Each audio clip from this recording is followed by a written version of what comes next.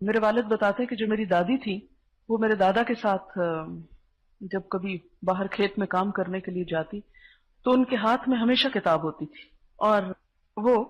درخت پر کتاب کو رکھ دیتی اور ساتھ کوئی کام کروانا ہوتا کرواتی، اور اس کے بعد جو ہی فارغ ہوتی فوراً جا کے کتاب نکالتی اور فوراً پڑھنا شروع کر دیتی۔ اور یہ وہ دور تھا کہ جب ابھی علم بہت عام نہیں تھا اور اتنی فیسلٹیز نہیں تھی، صرف خواتین گھروں میں پڑھنا لکھنا جان لیتی تھی اور اس کے بعد پڑھتی رہتی تھی۔ اور پھر اس طرح ہوتا تھا کہ جو بھی ان کے ارد گرد کی کوئی خواتین ہوتی تھی ان کے پاس کوئی بھی آ کے بیٹھتا تھا تو اس کو بھی ساتھ پڑھنے میں شریک کر لیتی تھی، لہذا ان کی مجلس ایک بہت خوبصورت مجلس بن گئی تھی کہ کوئی فالتو بات اس میں نہیں ہوتی تھی۔ کسی کو غیبت کا کیا ٹائم ملے گا، کوئی کسی ادھر ادھر کے شکوے شکایات سنانے کا یا کرنے کا، کہ جب جو آئے گا اس کو پڑھنے میں لگا لیں گے۔ تو اس طرح انہوں نے اپنے آس پاس کی بہت ساری عورتوں کو دین کی تعلیم دی، اور اللہ تعالیٰ نے ان کا انجام بہت اچھا کیا۔ میرے والد نے جب اپنا کام شروع کیا تو سب سے پہلی کمائی سے ان کو حج کروایا،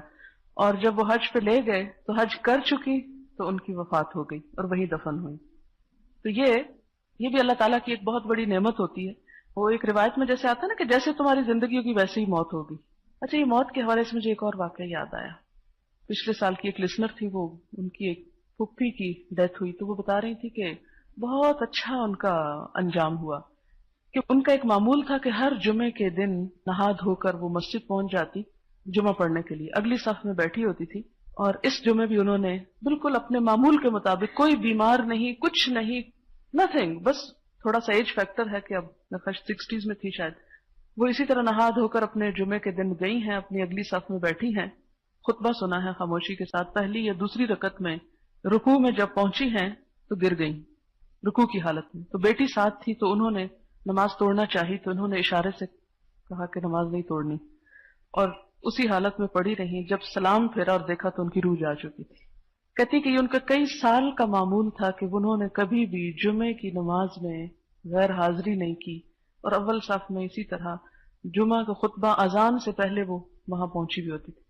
اور میں نے کہا کہ ان کے اور معمولات کیا تھے، تو کہنے لگی کہ انہوں نے بے شمار بچوں کو قرآن پاک پڑھایا، اور لفظی ترجمہ، جب بچے ناظرہ ختم کر لیتے تو پھر لفظی ترجمہ شروع کروا دیتے۔ کہتی گھر بیٹھ کر انہوں نے ان گنت لوگوں کو پڑھا دیا، اور اس کے علاوہ اپنے گھر کا سارا کام خود کرتی، اپنے کپڑے خود دھوتی۔ مجھے اس سے یاد آیا کہ بچپن میں ایک دفعہ جیسے خواتین بیٹھ کے باتیں کری تھی تو میری والدہ کے پاس سے ایک خاتون آئی، ان کی دوست تھی، تو ان کے دیور کی وفات ہوئی تھی ان دنوں میں۔ اسد گیلانی کا نام آپ نے سنا ہوگا شاید کچھ کتاب، ان کے بھائی کا یہ واقعہ۔ تو کہنے لگی کہ وہ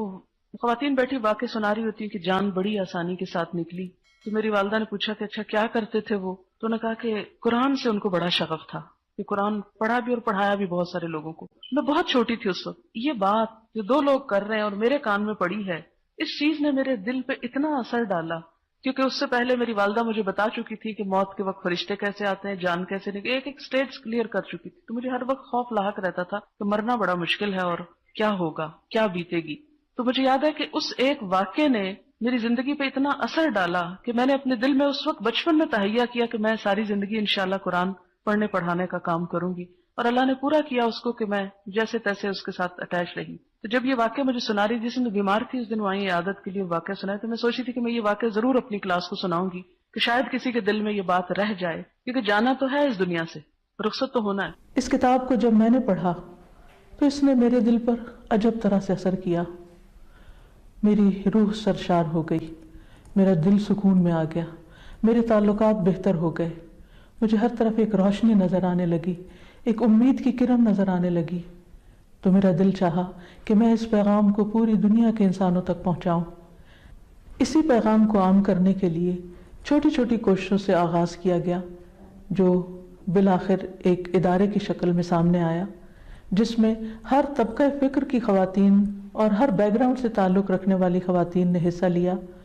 انہیں قرآن مجید کی تعلیم دی گئی، جس کے نتیجے میں ان کے اندر مثبت اثرات دیکھے گئے۔ قرآن مجید کی تعلیم حاصل کرنے کے بعد خواتین کے اندر ایک مثبت سوچ پیدا ہوئی، ان کے خاندانی تعلقات بہتر ہوئے، بچوں کی تربیت کرنا آسان ہوئی، ٹین ایجرز بڑی عمر کے بچوں کے ساتھ معاملہ کس طرح کرنا چاہیے اس میں ان کی رہنمائی کی گئی۔ ایسی خواتین جو ذہنی دباؤ کا شکار تھیں، ڈپریشن کا شکار تھیں، یا اپنے گھریلو زندگی میں مختلف پریشانیوں کا شکار تھیں، ان کی کاؤنسلنگ کی گئی، انہیں بہتر زندگی گزارنے کے طریقے بتائے گئے، اور یہ سب کچھ دراصل قرآن و سنت کی روشنی میں ہی تھا، کیونکہ قرآن کا پیغام انسانیت کے لیے بھلائی، فلاح اور کامیابی کا پروگرام ہے، نہ صرف یہ کہ اس دنیا کے لیے بلکہ آخرت کے لیے بھی۔ یہ خواتین جب اپنی گھریلو زندگی کے اندر مطمئن ہوئیں تو انہوں نے نہ صرف یہ کہ گھر بلکہ باہر کی دنیا میں بھی لوگوں کی مدد کرنے کا عزم ٹھان لیا، اور اس میں خاص طور پر ان بچوں اور ان خواتین کی مدد کے لیے ہماری طالبات نکلی کہ جو تعلیم سے محروم تھیں۔ مختلف کچی بستیوں میں اسکول قائم کیے گئے، گھریلو سطح پر تعلیم کا انتظام کیا گیا، اور ایسی خواتین جو لکھنا پڑھنا تک نہیں جانتی تھیں ان کو نہ صرف یہ کہ لکھنا پڑھنا سکھایا گیا بلکہ قرآن مجید کی تعلیم سے بھی منور کیا گیا۔ میری دعا ہے کہ ہم قرآن مجید کی تعلیمات کو صحیح طور پر سمجھیں، جانیں، عمل کریں